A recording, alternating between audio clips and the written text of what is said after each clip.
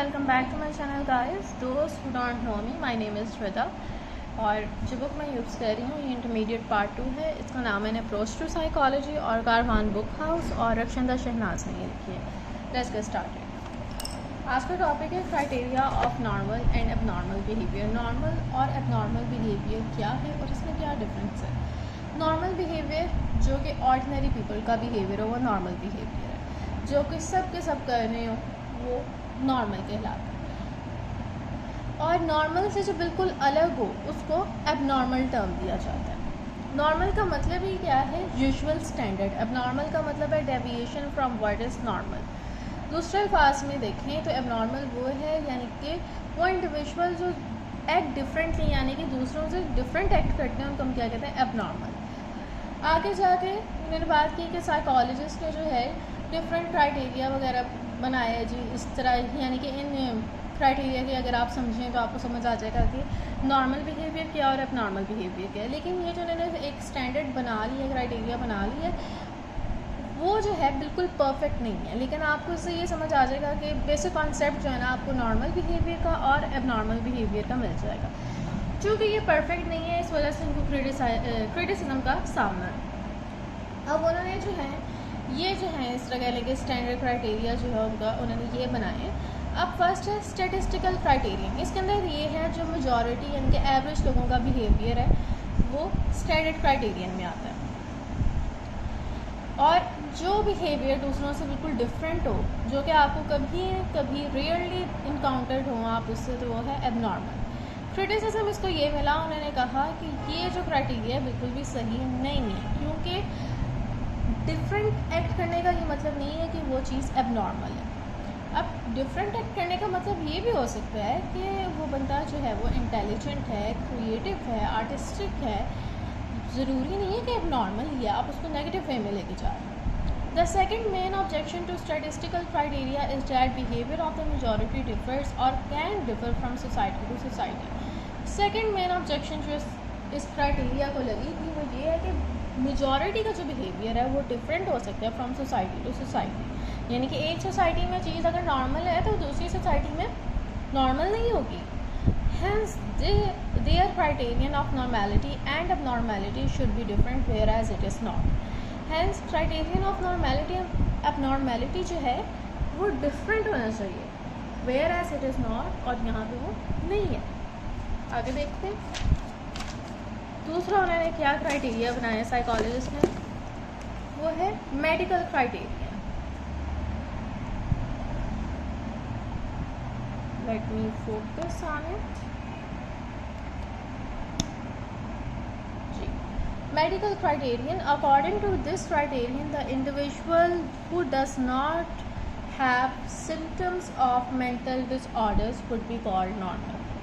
यानी कि इस क्राइटेरियन के मुताबिक वो इंडिविजुअल जिसको कोई मेंटल डिसऑर्डर नहीं है, उसके सिम्टम्स नहीं है, तो वो नॉर्मल है। अगर उसके अंदर obsession, hallucination, anxiety, fear, restlessness, frustration, depression वगैरह नहीं है तो वो नॉर्मल कहलाएगा। अगर उसके अंदर ये सारी चीज़ें हैं, ये मेंटल डिसऑर्डर्स हैं, then he will term as abnormal. अब इसको क्रिटिसिज्म क्या मिला? ऑल और few of these symptoms appear in a number of individuals in some form or the other. Criticism इसको ये मिला कि लोगों ने कहा कि चाहे इंडिविजुअल नॉर्मल हो लेकिन हर इंडिविजुअल में कोई ना कोई एक सिम्टम जो है वो पाया जाता है, लेकिन उसका मतलब ये नहीं कि वो एबनॉर्मल है। जिस तरह ऑब्सेशन अगर आप लें तो बाज़ लोगों को चीज़ों को एक पर्टिकुलर वे में रखने की बहुत ज़्यादा ऑब्सेशन होती है, बाज़ लोगों को सिक्योरिटी की बहुत ज़्यादा ऑब्सेशन होती है। तो इसका मतलब ये तो नहीं ना कि वो एबनॉर्मल है। It's just mean that we are unique in our own ways. Mere presence of these symptoms make no difference whether the intensity and recurrence lies behind the individual being labeled normal or abnormal. वो कहते हैं इन symptoms की mayor presence आपको abnormal नहीं बनाती, rather इसकी intensity और reference यानी कि कितनी दफ़ा आपको, यानी कि जिस तरह बार एक आप कहीं से सपोज करें एक बंदे ने अपनी टेबल सेट की है, कोई उधर से गुजरा, उसने उस चीज़ को देखा और उसकी तस्वीर को थोड़ा सा डिफरेंट एंगल पे कर दिया, अगर तो वो यानी कि उससे ठीक है जी, हो गया, लेकिन अगर उससे ये तो नहीं है कि उसको बहुत ज़्यादा उलझन होने लग गई है और वो उस बंदे को बोल रहा है, यानी कि इंटेंसिटी भी डिपेंड करता है। अगर इंटेंसिटी ज़्यादा है दैन इट इज़ अब नॉर्मल, लेकिन अगर थोड़ा बहुत तो हर इंसान में पाया जाता है। तो अगर इंटेंसिटी नहीं है then it is part of a normal behaviour. If these symptoms persist with much intensity and more or less invariably, such a person will be termed abnormal। वही बात कि अगर इंटेंसिटी है तो फिर abnormality है। Social approval criterion। This criterion was established in response to the objection raised to the statistical criterion। ये जो criterion है, स्टैटिस्टिकल क्राइटेरियन जो था उसकी ऑब्जेक्शन में रेज़ किया गया था या उसके रिस्पांस में रेज़ किया गया था। अकॉर्डिंग टू दिस क्राइटेरियन, इस क्राइटेरियन के मुताबिक 1 मिनट का, now you can see it. According to this criterion the behaviour approved by the society will be considered normal. इस क्राइटेरियन के मुताबिक वो बिहेवियर जो कि सोसाइटी में एक्सेप्टेबल है वो नॉर्मल है। Namely the behaviour that people usually adopt or want to adopt is normal. यानी कि वो बिहेवियर जो पीपल अडॉप्ट करना चाहते हैं या अडॉप्ट कर लेते हैं उसको नॉर्मल है। And socially undesirable behaviour is अब नॉर्मल। ऐसा बिहेवियर जो कि सोसाइटी में डिज़ायरेबल ना हो, पसंद ना किया जाए, वो अब normal. According to this criterion, a normal individual should dispose of all his social responsibilities efficiently। इस क्राइटेरियन के मुताबिक एक नॉर्मल इंडिविजुअल को उसके ऊपर जो भी सोसाइटी रिस्पॉन्सिबिलिटीज़ डालती है उसको वो सारी की सारी एफिशिएंटली निभानी चाहिए। If a person shows regard for the right of the people around him, he will be called normal। अगर वो अपने इर्द गिर्द के लोगों यानी कि कहते हैं कि बिल्कुल परफेक्ट इंसान बन जाए जैसा सोसाइटी चाहती है तो फिर वो नॉर्मल है, लेकिन अगर वो अपनी मर्ज़ी करेगा तो फिर वो एबनॉर्मल है। आगे क्रिटिसिज्म इसको ये मिला, every society has its on standard of approval. Islam does not look और asceticism with favor, whereas Christianity hold it in great esteem, or least people do think so। Every society यानी कि हर society के अपने standard of approval होते हैं। इस्लाम जो है कह लें कि लोग क्या सोचते हैं इसके बारे में इतना ज़्यादा जो है ना इस्लाम नहीं करता। वेयरएज़ क्रिस्टियनिटी में जो है उसके ना बहुत ज़्यादा होता जी ग्रेट एस्टीम, यानी कि इसके ना क्रिस्टियनिटी में जो है बहुत ज़्यादा देखा जाता है जी लोग क्या कहेंगे ब्ला ब्ला, और इस चीज़ का ख्याल रखना, उस चीज़ का ख्याल रखना, उसके अंदर यानी कि कुल्द नज़री बहुत ज़्यादा है, जबकि इस्लाम जो है वो आपको वसत फ्राहम करता है। Besides this, the behavior that is acceptable at one point becomes inadmissible after some time। इसके अलावा वो बिहेवियर जो कि एक्सेप्टेबल होता है एक टाइम पे becomes inadmissible, यानी कि एक टाइम पे जो बिहेवियर एक्सेप्टेबल था वो वक्त गुजरने के साथ साथ इनएडमिसिबल हो जाता है, यानी कि उसको एक्सेप्ट नहीं किया जाता। Deviation from the social criterion may be undesirable but not abnormal. Social criterion से डेविएशन जो है वो अनडिज़ायरेबल है लेकिन एबनॉर्मल नहीं है। For example, the dress of today's young were not thought well of until some time ago. आगे वो कह रहे हैं जिस तरह की आज हम ड्रेसिंग करते हैं, जिस तरह की ड्रेसिंग आजकल आम है, अगर आप कुछ कहने के साल पहले चले जाएंगे या सम टाइम अगो, कुछ वक्त पहले देखें तो ये जो है इतनी कह लेंगे एक्सेप्टेबल नहीं थी, लेकिन आज वो एक्सेप्टेबल है, पॉपुलर है। आगे उसी तरह उन्होंने मज़ीद उसको बताया हुआ कि ये जो है अब स्कर्ट्स वगैरह पहनते हैं, मिनी स्कर्ट पहनते हैं, तो पहले ये बिल्कुल एक्सेप्टेबल नहीं था लेकिन अब जो है वो सोसाइटी का हिस्सा बन गया हुआ है। तो एबनॉर्मल और नॉर्मल बिहेवियर को इस तरह डिफ़ाइन करना बिल्कुल भी सही नहीं है।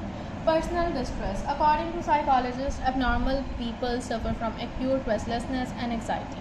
साइकोलॉजिस्ट के मुताबिक जो एबनॉर्मल पीपल होते हैं, एबनॉर्मल पीपल हैं, वो रेस्टलेसनेस यानी कि बेसुकूनी और एंग्जाइटी का शिकार होते हैं। Their behaviour is characterized by a lot of complication. उनके बिहेवियर में बहुत ज़्यादा कॉम्प्लेक्सिटी होती है। This criterion can be applied to patient for anxiety and depression but not to many other disorder of personality. For a person suffering from bipolar disorder feel depressed as well as fairly cheerful.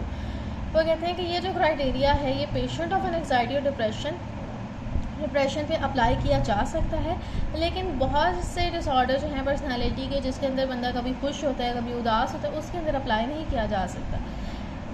What ever these patients go about laughing through their through their laughter और होलो। वो कहते हैं कुछ ऐसे patients होते हैं जो कि हंसना स्टार्ट कर देते हैं, लेकिन उनकी हंसते ही जाते हैं, लेकिन उनकी जो हंसी होती है वो बहुत ही खोखली होती है। क्रिटिसिज्म इसको ये मिला था, if there are explicit symptom of an anxiety and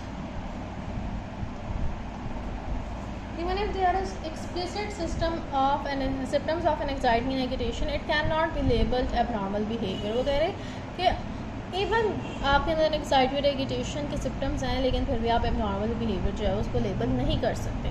for example, if the train with our friend in it meets an accident or the town or city where our relative lives is hit by a flood और receive no information about their safety. अब आप suppose करें कि आपके कोई दोस्त तो अहबाब हैं जो कि एक्सीडेंट का शिकार हो गए हैं या ट्रेन लेट हो गई, आपको उनके बारे में कोई इन्फॉर्मेशन नहीं मिल रही, आप परेशान हैं कि उनके साथ क्या हुआ है, तो आप उस टाइम एंक्शियस होंगे, परेशान होंगे उनके बारे में। तो इसका मतलब ये तो नहीं ना कि आप एबनॉर्मली बिहेव कर रहे हैं। सम मेडिसिन में आल्सो कॉज एन एंग्जाइटी। कुछ ऐसी मेडिसिन भी होती हैं कि जिनसे आपको एन एंग्जाइटी हो जाती है for a short while, hence this criterion also can not be considered final. इसका ना पूरा यही है, जहाँ से साइकोलॉजिस्ट कान को पकड़ते थे वहीं से वो कहते थे भाई ये तो ऐसा है ही नहीं।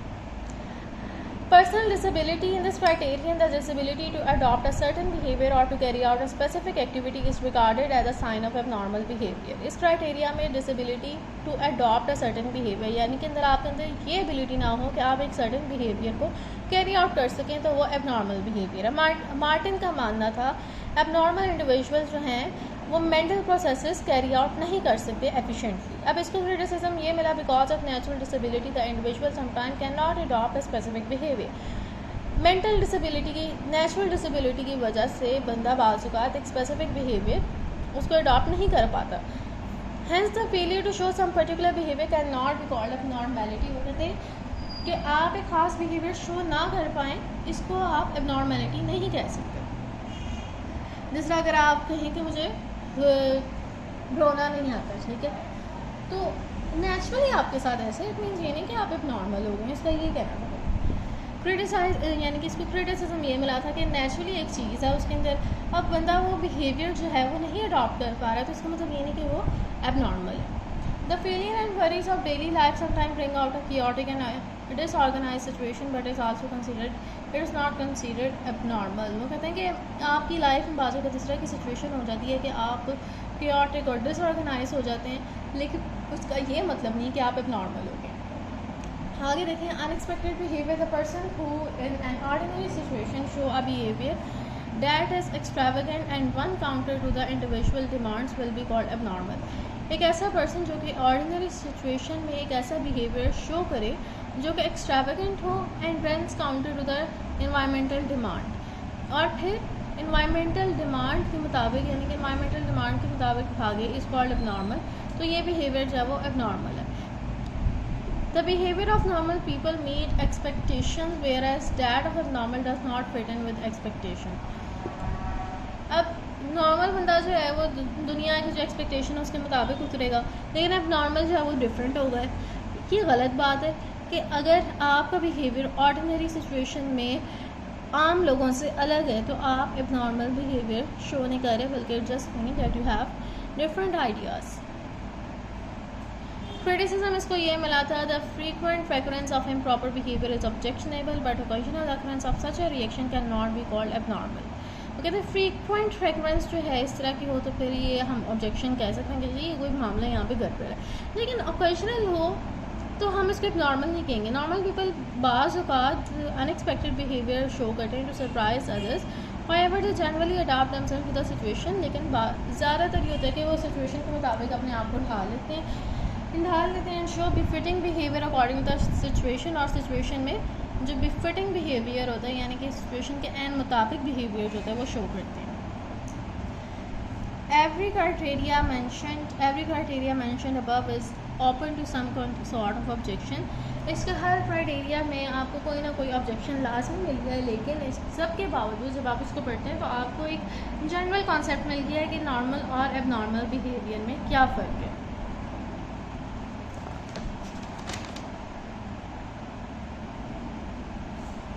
आगे उन्होंने थोड़ा सा और बयान किया, ये भी पढ़ लेते हैं। बस ये paragraph, difference between normal and abnormal behaviour, individual who is mentally healthy and has attend adjustment, वो बंदा जो कि मेंटली हेल्थी हो और उसने एडजस्टमेंट को अटेन कर लिया। एडजस्टमेंट क्या है कि आपकी अपनी ज़ात के साथ हारमनी, उसको अटेन कर लिया तो वो नॉर्मल है।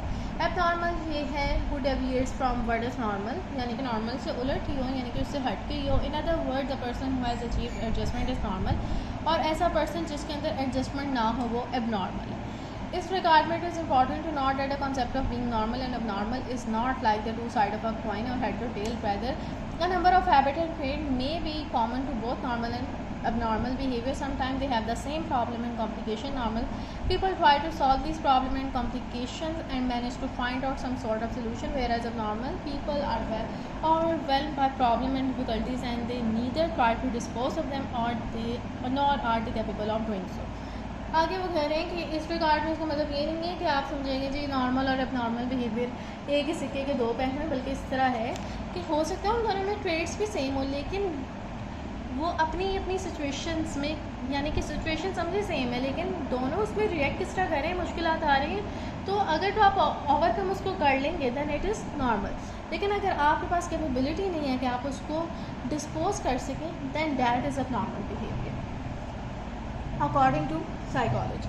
एंड आई होप गाइस कि आप लोगों को अब मुकम्मल तौर पर समझ आ गया होगा कि नॉर्मल एंड एबनॉर्मल बिहेवियर में क्या फ़र्क है। और अगर ये वीडियो हेल्पफुल रही है तो अपने क्लासमेट्स के साथ इसको शेयर करें, और अगर कोई टॉपिक समझना है तो आप उसको कमेंट सेक्शन में लिख दें या मुझे ईमेल कर दें। In either way I will get it. और फॉर नाउ अल्लाह हाफिज़, सी यू नेक्स्ट टाइम।